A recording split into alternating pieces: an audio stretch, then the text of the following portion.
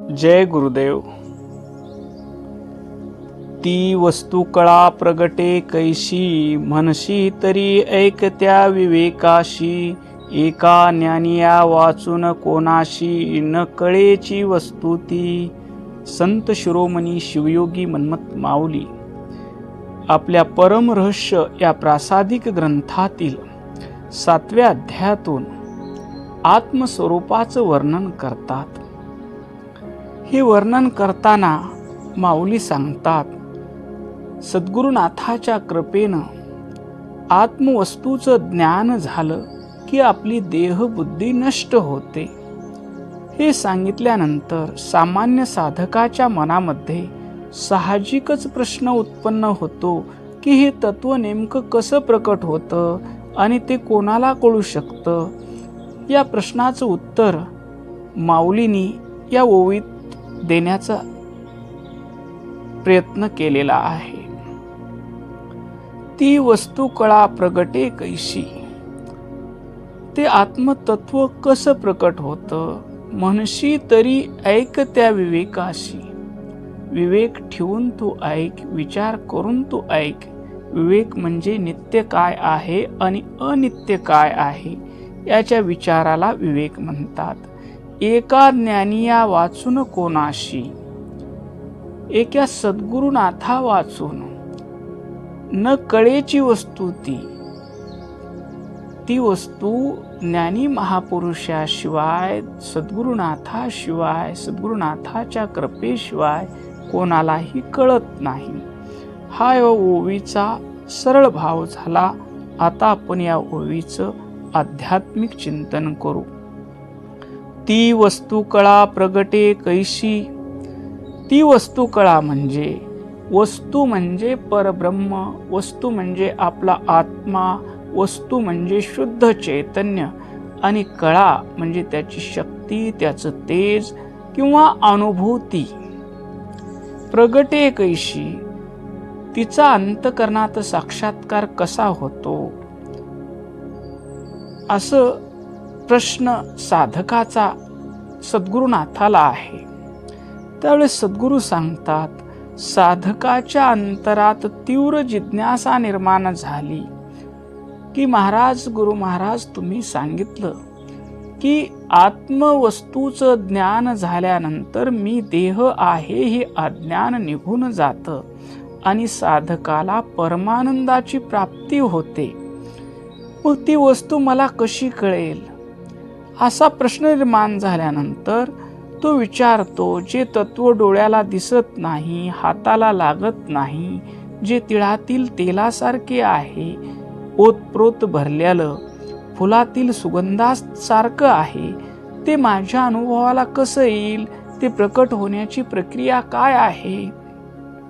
तर त्यावेळेस सद्गुरुनाथ पुढं सांगतात, म्हणशी तरी ऐक त्या विवेकाशी. जर तू असे विचारत असशील किंवा तुझ्या मनामध्ये अशी शंका असेल तर त्या मागील विवेक, ऐक त्या विवेकाशी. सत्य आणि असत्य यातील फरक जाणण्याची बुद्धी. हा विवेक असल्याशिवाय ती आत्मवस्तू कुणालाही कळत नाही. ही विवेक ठेवून तू ऐक. विवेक म्हणजे काय, नित्य काय, अनित्य काय. नित्य म्हणजे जे कधीही बदलत नाही ते नित्य. अनित्य म्हणजे जे परिवर्तनशील आहे ते अनित्य. मग शरीर नित्य की अनित्य?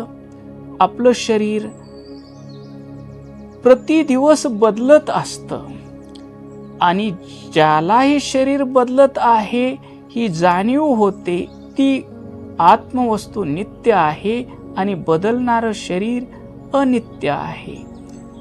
उन्हाळा, पावसाळा, हिवाळा ही ऋतू बदलत असतात.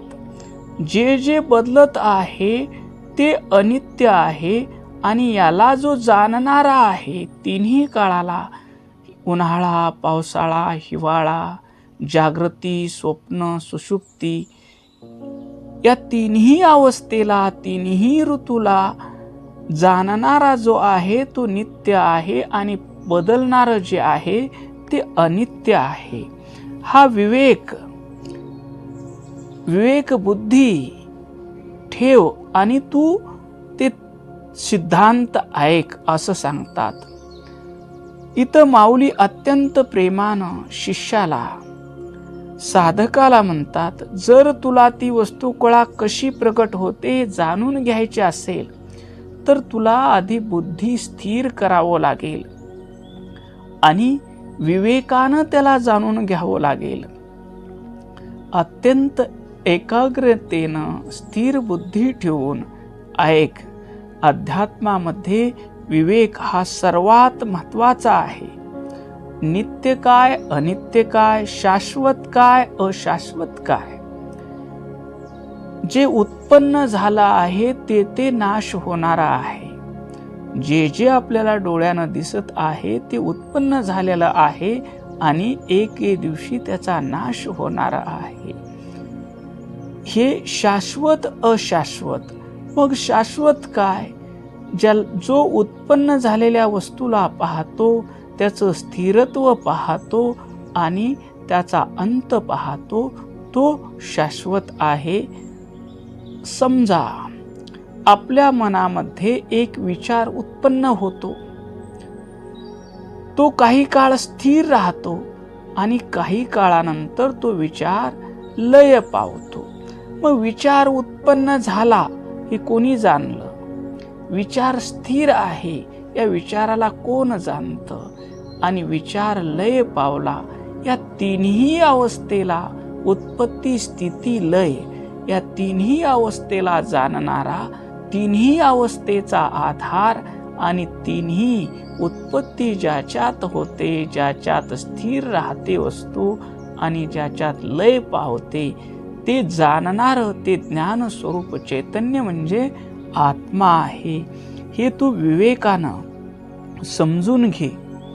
पुढं म्हणतात, एका ज्ञानी वाचुनी कोणाशी, केवळ एका ज्ञानी पुरुषाशिवाय, सद्गुरूशिवाय,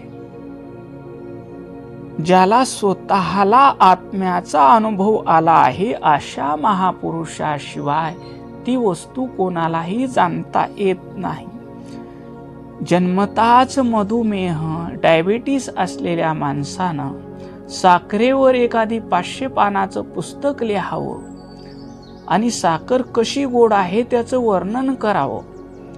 आणि शाळेतच न गेलेल्या माणसानं जिभेवर साखर टाकावी आणि साखरेच्या गोडीचा अनुभव सांगावा. तर त्या साखरेवर पुस्तक लिहिणाऱ्याला त्याचा अनुभव आला का ज्याने गोडी चाखली त्याला अनुभव आला? असा जर आपण विचार केला तर इथं दोन्हीही लागतात. सद्गुरू कसे असतात? श्रोत्रिय आणि ब्रह्मनिष्ठ असतात. शिष्याच्या शंकाचं निरसन करण्यासाठी सर्व शास्त्राचं त्यांनी ज्ञान आत्मसात केलेलं असतं आणि त्या ज्ञानाप्रमाणे शास्त्रात सांगितलेलं आहे आत्मा शुद्ध आहे. ते शुद्ध चैतन्य स्वरूपात असतात. त्यांची दृष्टी शुद्ध असते, त्यांची वाणी निर्मळ असते, त्यांच्या हातानं जगाच्या कल्याणाचे कार्य होतात, त्यांचे पाय सन्मार्गावर चालतात. शास्त्रात सांगितल्याप्रमाणे त्यांचं आचरण असतं आणि त्यांच्या आचरणाचंच वर्णन शास्त्रामध्ये केलेलं असतं. म्हणून ते महापुरुष कसे असावेत, ते सद्गुरू कसे असावेत? श्रोत्रिय आणि ब्रह्मनिष्ठ, शाब्दे आणि परे निष्ठात. त्यांना सर्व शास्त्राचं, वेदाचं, श्रुतीचं, स्मृतीचं, उपनिषदाचं, शिवागमाचं, सर्व शास्त्राचं ज्ञान त्यांना असणं आवश्यक आहे. कारण शिष्याच्या शंका संशय दूर करण्यासाठी त्यांना सर्व शास्त्राचं ज्ञान आवश्यक आहे. आणि त्या ज्ञानाप्रमाणे ज्यांचं आचरण असतं, आत्मा शुद्ध आहे, आत्मा शांत स्वरूप आहे, असे महापुरुष अगाध शांतीमध्ये असतात. त्यांच्या दर्शनानं दर्शन घेणाऱ्याला शांती मिळते, त्यांच्या जवळ बसणाऱ्याला शांती मिळते. त्यांची वाणी अमृतासारखी असतात. परमात्मा अमृतमय स्वरूप सांगितलेला आहे. तो परमात्मा त्यांच्या वाणीतून प्रकट होताना बोल बोले प्रेम प्रीती, अमृताशी परे सर म्हणती, ऐके तो आनंदे चित्ती, सद्भाव ठेवून या. तर असे महापुरुष मुखानं अमृतासारखं गोड बोलतात. त्यांची दृष्टी ज्यांच्यावर पडते त्यांचं कल्याण होतं, कारण ते जसं बोलतात तसं वागतात. जे त्यांनी शास्त्रामध्ये वाचलेलं आहे त्याप्रमाणे त्यांचं आचरण आहे. तर माऊली म्हणतात, एका ज्ञानी या वाचुनी कोणाशी. असं शास्त्राचं ज्याला ज्ञान आहे आणि शास्त्राप्रमाणे ज्यांचं आचरण आहे, शास्त्रामध्ये जे आत्मतत्वाचं स्वरूप वर्णन केलेलं आहे त्या तत्वामध्ये जे स्थिर झालेले आहेत, अशा महापुरुषाशिवाय कोणाशी, इतर कोणत्याही सामान्य माणसाला, केवळ 4 ग्रंथ वाचले आणि तो सांगू लागला, त्याला जे सांगत आहे सत्य, त्या सत्याची त्याला अनुभूती नाही, त्याला विद्वान म्हणतात. अशा विद्वानाला किंवा ग्रंथ पाठांतर करणाऱ्या माणसाला ही वस्तू, हे आत्मतत्व कळणार नाही. येथे माऊलीने स्पष्ट केलेलं आहे, आत्मज्ञान हे कोणत्याही बाजारातील वस्तू नाही किंवा ते केवळ बुद्धीच्या जोरावर पुस्तके वाचून मिळवता येत नाही. जो स्वतः ज्ञानी आहे, ज्याने स्वतःच्या देहबुद्धीचा नाश केलेला आहे, सद्गुरुनाथाकडून बोध मिळाला आणि तो बोध दृढ धरला आणि मी देह नाही, मी शुद्ध चैतन्य स्वरूप आत्मा आहे, मी ज्ञान स्वरूप आहे, मी पूर्ण तृप्त आहे, मी नित्य आहे, मी सर्व व्यापक आहे, मी आनंद स्वरूप आहे, मी प्रेम स्वरूप आहे, मी शांत स्वरूप आहे, विश्व प्रपंच रूपानं नटलेलं परब्रह्म मीच आहे. या तत्वाचा जो अनुभव घेतो असा महापुरुष सद्गुरु कृपेने त्याला ज्ञान पाहतं, ज्ञान अनुभूतीस येतं आणि तो दुसऱ्याला ज्ञान देऊ शकतो. त्यांच्याशिवाय दुसरा कोणीही हा मार्ग दाखवू शकत नाही. पुढं माऊली म्हणतात, न कळेची वस्तू ती. अशा महापुरुषाशिवाय, ज्यांची देहबुद्धी गेलेली आहे आणि आत्मस्वरूपात स्थिर आहेत, अशा महापुरुषाशिवाय दुसरं कोणाला कदापि समजू शकत नाही. कारण त्यांच्याकडे केवळ शब्द असतात, ज्ञान नसतं.